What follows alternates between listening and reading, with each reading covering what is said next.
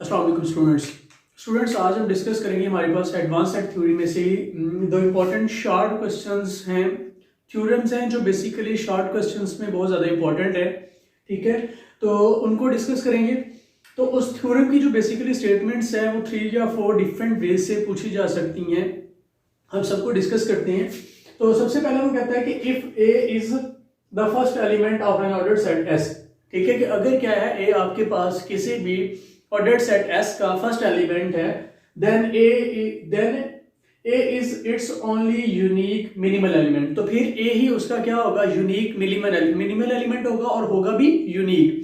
ठीक है, कि अगर आपके पास कोई ऑर्डर्ड सेट S है और A उसका फर्स्ट एलिमेंट है तो फिर A उसका मिनिमल एलिमेंट भी होगा और वो यूनिक भी होगा। यूनिक होने का मतलब क्यों हमने कहा है, क्योंकि हमने डिस्कस किया है कि मिनिमल एलिमेंट किसी सेट के एक से ज्यादा हो सकते हैं। ठीक है, पॉसिबल है। तो इसलिए उसने कहा कि अगर फर्स्ट एलिमेंट एग्जिस्ट कर जाता है तो फिर उस सेट के लिए लाजमी हो जाएगा कि उसका मिनिमल एलिमेंट क्या हो जाएगा, यूनिक हो जाएगा। ठीक है, ये इस तरह से पूछी जा सकती है। या फिर दूसरे लफ्ज़ों में कहा जा सकता है कि इफ ये स्टेटमेंट जो हमने लिखी हुई है इसमें लास्ट की बजाय अगर फर्स्ट कर लें, इफ लास्ट यानी कि if first element of an order set exist, कि अगर किसी सेट का फर्स्ट एलिमेंट एग्जिस्ट करता है then its maximum element is minimal. अगर यहाँ पे लास्ट होगा तो यहाँ पे मिनिमल आ जाएगा, और अगर यहाँ पे अगर यहाँ पे लास्ट होगा तो यहाँ पे मैक्सिमल आ जाएगा, और अगर यहाँ पे फर्स्ट होगा तो यहाँ पे क्या आ जाएगा, मिनिमल आ जाएगा। ठीक है, या इसी तरह से फिर कह सकता है कि वो इसी स्टेटमेंट को इस फॉर्म में ले आएगा, बस जहां पे फर्स्ट होगा वहां पे लास्ट होगा, जहां पे फर्स्ट लास्ट है वहां पे फर्स्ट आ सकता है, और जहां पे मैक्सिमल है वहां पे मिनिमल आ सकता है। कि अगर फर्स्ट एलिमेंट एग्जिस्ट करता है तो मिनिमल एलिमेंट जो होगा वो यूनिक होगा और वो वही जो फर्स्ट एलिमेंट है वही होगा, और अगर लास्ट एलिमेंट किसी ऑर्डर्ड सेट का एग्जिस्ट कर रहा है तो वो भी यूनिक होगा और वो ही मैक्सिमल एलिमेंट होगा। ठीक है, तो इसके प्रूफ की तरफ आती है। तो हमने लेट कर लिया कि let S be an ordered set. ठीक है, हमने क्या दिया कि S हमारे पास क्या है, कोई भी ऑर्डर्ड सेट है, और उसके बाद हमने लेट कर लिया कि A be its first element, और हमने कहा कि A क्या है, उसका फर्स्ट एलिमेंट है। Then we suppose on contrary that A and B be two distinct minimal elements of S। अब हमने प्रूफ ये करना है कि मिनिमल एलिमेंट यूनिक है, और हम कंट्रारी सपोज कर लेते हैं कि यूनिक नहीं है। हमने क्या कह दिया, हमने कहा कि एक से ज्यादा मतलब दो उसके मिनिमल एलिमेंट्स हैं A और B, और वो दोनों क्या हैं, डिस्टिंक्ट हैं। Since A is first element, कि A क्योंकि फर्स्ट एलिमेंट है तो उसकी डेफिनेशन के according A precedes X for all X belongs to S, के जितने भी X S को बिलोंग करेंगे उन सबको A क्या करेगा, प्रीसीड करेगा। In particular for X is equal to B, कि अगर हम क्या कह देते हैं कि क्योंकि B भी क्या होगा, फिर S का मेंबर होगा ना, क्योंकि वो क्या है, उसका मिनिमल एलिमेंट हमने कहा है, तो वो क्या है, S का मेंबर है। अगर S का वो मेंबर है तो फिर क्या होगा कि A precedes B। ठीक है, कि A भी क्या करेगा, B को A क्या करेगा, प्रीसीड करेगा B को। देखें हम मिनिमल एलिमेंट कौन सा होता है, मिनिमल एलिमेंट बेसिकली हम इसको रिकॉल कर देते हैं कि an element A belong to S is called minimal element, कि वो उसका मिनिमल एलिमेंट कहलाएगा if no element of S can strictly precedes A। ठीक है, कि अगर A को कोई भी एलिमेंट S का स्ट्रिक्टली प्रीसीड नहीं करता, तो स्ट्रिक्टली मीन कि उससे लेस देन नहीं है। ठीक है, कि अगर कोई भी एलिमेंट उससे लेस नहीं है S का तो फिर वो क्या होगा, उसका मिनिमल एलिमेंट होगा।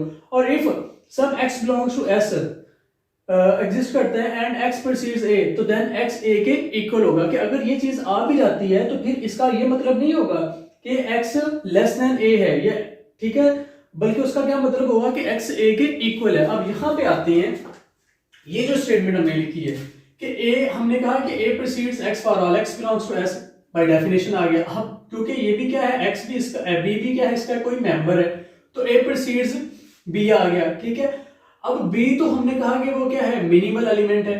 तो मिनिमल एलिमेंट की डेफिनेशन तो ये कहती है ना कि मिनिमल एलिमेंट को कोई भी एलिमेंट प्रीसीड नहीं कर सकता। अगर कोई एलिमेंट प्रीसीड करता है तो फिर वो क्या होता है, उसके इक्वल होता है। But B is minimal element of S, so no element of S can strictly precedes B।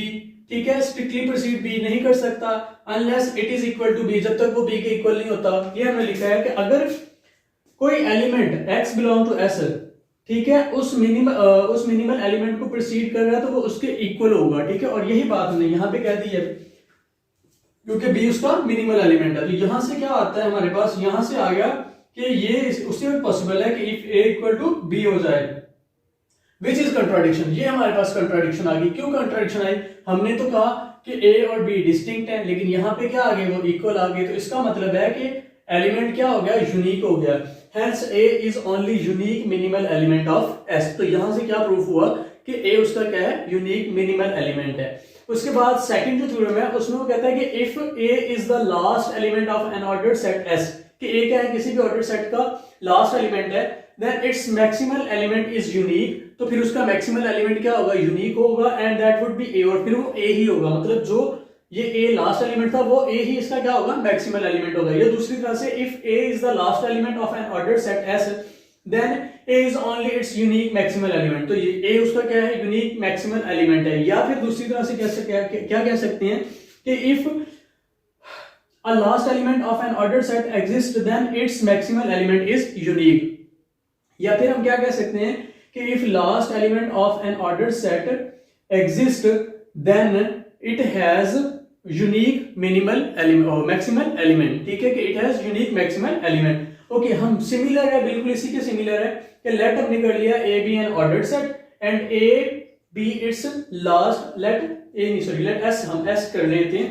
Late S हमारे पास क्या है, कोई भी ऑर्डर्ड सेट है and A be its last element, then we suppose on contrary that A and B be two distinct maximal elements of S.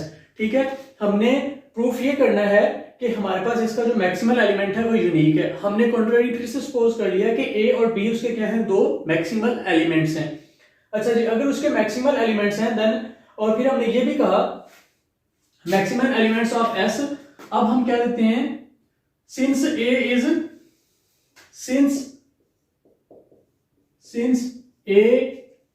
is last element, since A is last element of S, so by definition, ठीक है, so by definition, अब definition के according हमारे पास क्या आ जाएगी, so by definition of last element a precedes x precedes a for all x belongs to S। या दूसरे लफ्जों में हम किस तरह से इसको पढ़ेंगे कि लास्ट एलिमेंट का जो डेफिनेशन के अकॉर्डिंग इसको हम किस तरह से पढ़ेंगे कि a succeed x for all x belongs to S, कि लास्ट एलिमेंट कौन सा होता है, ऐसे एलिमेंट को हम लास्ट एलिमेंट बोलते हैं जो उस सेट के बाकी तमाम एलिमेंट्स को क्या कर रहा हो, सक्सीड कर रहा हो। ठीक है, तो हम यहां से ये कह सकते हैं कि a succeeds x for all x belongs to S। अब हम क्या करते हैं, पर्टिकुलर कर लेते हैं केस को कि x को हम ले लेते हैं कि वो किसके इक्वल है, b के इक्वल है, क्योंकि b भी किसका मेंबर है, s का मेंबर है। जब हम x को b के इक्वल रखते हैं तो यहाँ पे आ जाता है b या a succeeds b। ठीक है, यहां से हम इसको किस तरह से पढ़ सकते हैं कि a succeeds b।